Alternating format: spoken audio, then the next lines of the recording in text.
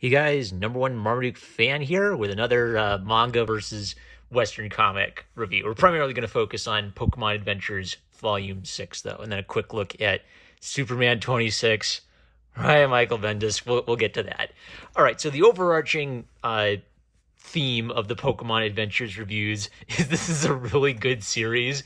This is my number one recommendation to parents who have asked me, like, what's a good comic to get my kid into comic books? Like Pokemon Adventures, very easy. Like, you don't even have to be into the Pokemon games to just be absolutely enthralled by it. Whereas the Zelda manga, there's a little, timey-wimey stuff where it helps to have played the Zelda games to get some of that.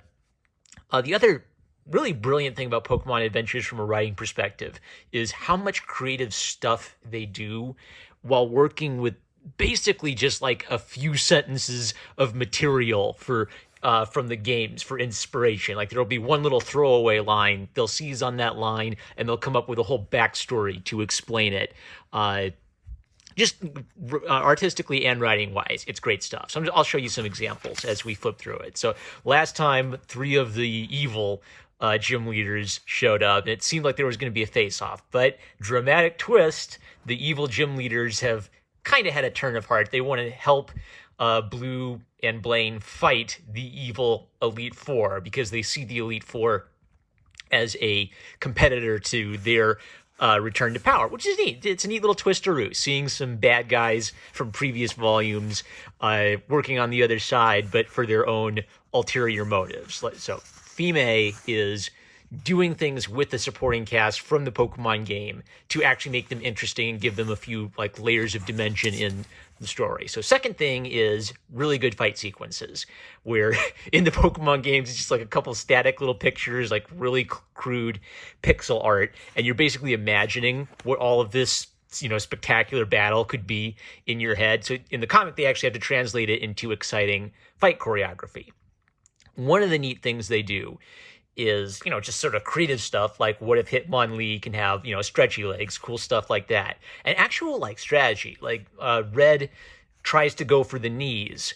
So he sees a bend and figures, okay, that's the knee, go for it, Pikachu, because that's usually a weak point in a real fight. But since Hitmonlee is flexible, it technically doesn't have knees, so he doesn't have a weakness he can go after.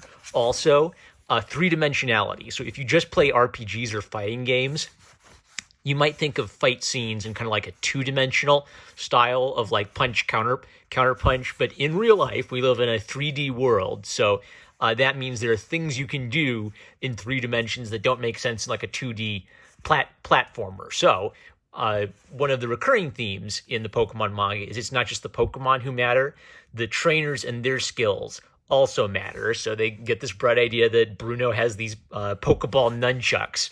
So he uses his Pokeball nunchucks so he can release his Pokemon anywhere he wants to, and that has battle applications. So it's not just like he throws the Pokeball, you take a turn, you take a turn, you take a turn, you take a turn. That's game logic. When they're trying to make a real-world logic for Pokemon battles, trainers can be sneaky about how they deploy their Pokemon. So that's good stuff. And then there'll be neat stuff like using the environment to your advantage. So the Onix can crawl through the ground, which means it can have its tail come up and attack you from behind while it's distracting you with its head, right? It's trying to find ways to get you to understand, why is this guy beating that guy? It's because he has a cool ability. It's because he's outsmarting him. It's because he's prepared for this fight in a particular way. It's not just copy logic from the video games. You take a turn, you take a turn. Hopping forward, there are also great out of context panels. Interesting, Sabrina. The spoons of destiny. Do you get it? No, I don't get it. You'll have to read it to find out what the spoons of destiny are. Okay, I marked this because this is a really good example of taking just one little line from the game and coming up with a whole creative idea based on it. So they read all the Pokedex entries, and sometimes the Pokedex entries just have some really crazy stuff on the Pokemon that has no connection whatsoever to the game. So Arbok, it's rumored that the ferocious warning markings on its belly differ from area to area. So just a colorful little idea. Some Arbok look different than other Arbok, right? So they get the bright idea that Agatha's Arbok has the special ability to change its belly markings. So they have all these different faces.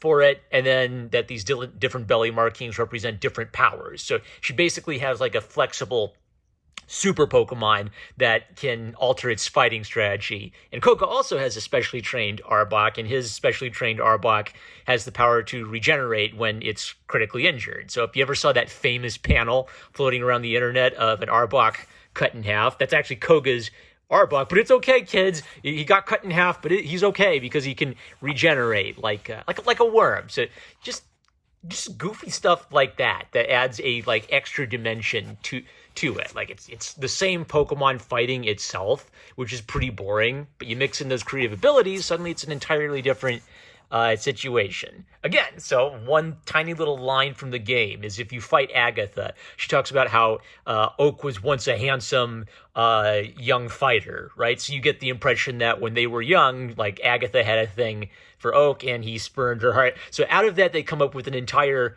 backstory with the return of Professor Oak, the absolute Chad. Like, I used to say, wait a second, there are girls who like Professor Oak? That doesn't make any sense. How come girls like Professor Oak? Look at that. Look at that. That's the face of a 50-year-old man who knows that he is... that he can just... he knows that he can slay if he wants to. Good grief. But then they build, like, this whole thing where Oak was kind of like a conscientious objector to experiments on Pokemon, so he decided to conduct his own research, right? So like a whole backstory for one of just the secondary characters from the game. Okay, get ready, because we're about to talk about spoiler. I highly recommend this manga. Go read it. Your dramatic revelations are about to happen. So this entire time, Yellow, the new protagonist, has been pursuing Red, and Yellow never met Red or knew Red. Yellow's only connection with Red is that they both love Pikachu.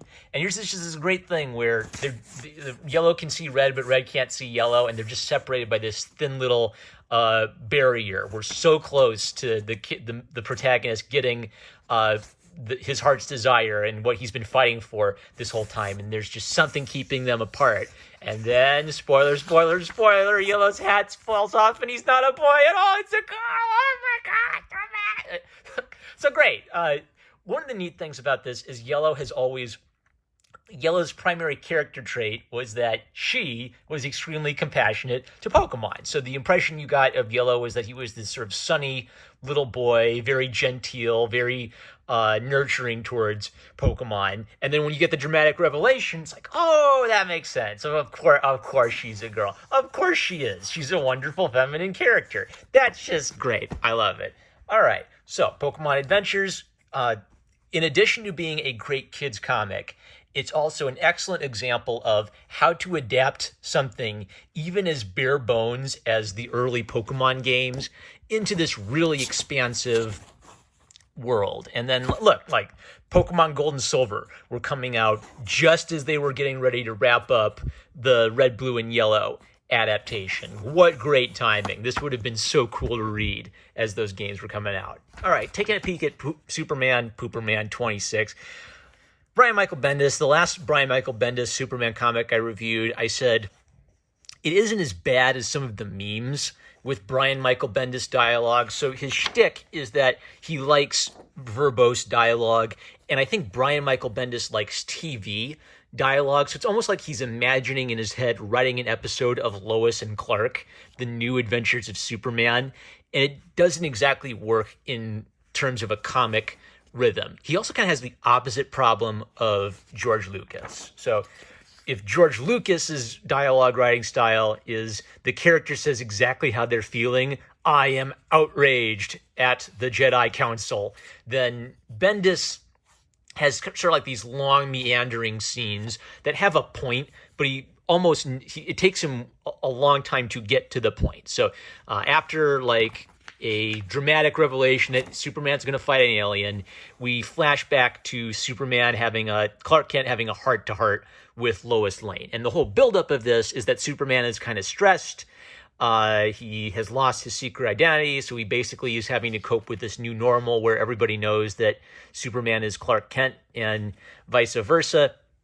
And their way of getting at this is like a long string of dialogue between him and Lois, where it's also kind of like Bendis deliberately does this thing where sometimes people in spoken dialogue aren't necessarily logical. Like they just through stream of consciousness, you might hop from one point to another, but it makes his conversations hard to follow. They don't like, I understand what's going on, but this wouldn't pass like the 6-year-old comprehension test. And you also, I think that every comic book, even if you don't dumb it down for a 6-year-old, a 6-year-old still ought to be able to comprehend it. So the dumb 6-year-old, what they ought to be able to get out of this scene is, oh, Superman is stressed. Superman needs to take a break, which I got out of it. You need to have some moment where that comes across more directly, even if you don't have to be as stupid as to have Superman say, "Man, Lois, I sure need a break." But there ought to be something that communicates that to them. With this, you have to get all of this by inference. Superman's a little simpy, kind of like super supportive. He's just the nicest guy. Okay, one of the things about this is that I think Brian Michael Bendis is picking up on the Superman should be a nice guy theme. One of the things I noticed is if you go back to the 60s, Batman was just a super nice guy. Or, go out on picnics with Robin, and that wasn't weird because Batman and Superman they were good guys. And then Batman went through his whole character arc. He got a lot darker and moodier, and Superman just kind of stayed a nice guy the whole time. He's still in that same nice guy territory that he was in the 1960s, which is what Superman fans tend to like about the character, is that he's super nice. He's just a nice guy, right? I just feel like, where's John Kent? I want to see Superman as a dad. That is so important to me, because if Superman is a nice guy, then I want to see him as a nice dad. But anyway, here's an example of like blah blah blah blah. Oh, it's so cutesy. Like Superman is teasing his robot about the unidentified flying object. Superman and Jimmy are having cutesy, friendly back and forth. What am I trying to get at? So I think Brian Michael Bendis actually cares about portraying these characters in a way that fits with the Superman fan base. Like, Superman fans actually like Jimmy Olsen. We don't hate Jimmy Olsen. We actually like that he's kind of like a corny, average photographer guy who's just Superman's buddy. That's neat. So he kind of like captures that element where they're just super friendly, but then it's like goofy stuff like, can you do the thing with your heat vision where you don't burn my face off, but at the same time I don't feel how freaking cold it is while we're flying around? Oh, sure, Jimmy, I'll do the super heat vision thing where I don't burn you up, but just warm you up and make you a little bit okay. Old 1940s Superman would like sadistically torture evil capitalists and evil communists and stuff. So even though I know that part of the point of Superman is he's supposed to be a super nice guy, but you can let him be a little ferocious. You can let him be a little manly. Come on, find a balance. So, cute dialogue about how some of his coworkers feel betrayed that Clark Kent was Superman this whole time, and they're not used to, I love these Snickers ads, but they're not used to Clark Kent being Superman. He goes off and he meets the alien, thinks about how cool this alien is, and the alien seems to be trying to kill him. And there's this recurring theme where Superman absolutely does not want to use violence except as a last resort. Because he's so powerful, he could probably just wipe this alien out in one hit. And Bendis makes like this a recurring theme. Like he's trying to open up his psychic mind to communicate, I don't want to hurt you, I am your friend, to the alien. So again, that fits with who Superman is. He's a nice guy. He doesn't want to hurt people unless he has to. He's looking to violence as the last resort. But Bendis kind of beats that drum a little bit. He's thinking that the entire time. He's hurtling him towards the Daily Planet. That's clearly an aggressive sign. They end up in the Phantom Zone. He thinks, oh, could it be that in the midst of all of this dialogue, could it be that this was just a miscommunication because I don't understand this alien's culture? Do you speak English? Do you speak French? Do you speak German? Do you speak, I guess, Chinese? Do you speak a Kryptonian language? It's like Superman's trying too hard. We get it. Like, after I see Superman try to resolve this peacefully like 2 or 3 times, I get the idea that Superman's a compassionate guy and he doesn't want to, like, he know. It ends without Superman having thrown a single punch, and with Superman basically continually letting this guy wail on him. You can let Superman defend himself. We won't think he's not a nice guy. We know he's trying to be sympathetic. We know he's trying to use violence as a last resort. But you don't have to make him like literally afraid to fight like a powerful, crazy alien that just tried to wipe out his planet. And this kind of ties in with the UN planet thing where Superman establishes a United Planets Federation. Hooray! War is over. We have the UN in space now. Oh boy! The idea that Superman is a nice guy shouldn't become everything about Superman. It is true that Superman is a nice guy.